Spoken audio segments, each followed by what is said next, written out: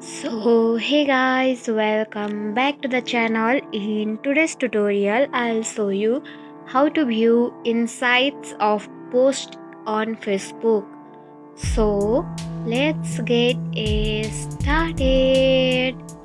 At first, make sure you have the Facebook app downloaded from Google Play Store or App Store, and also make sure that you have logged into your account. So let's open it. Now this is the home page of your Facebook account, and you should have to tap on your profile, which is available on the top left corner of your screen. So tap on it. Now scroll down below and you can see your post, and near a post on the left side of your screen you can see the option of see insights. So tap on it.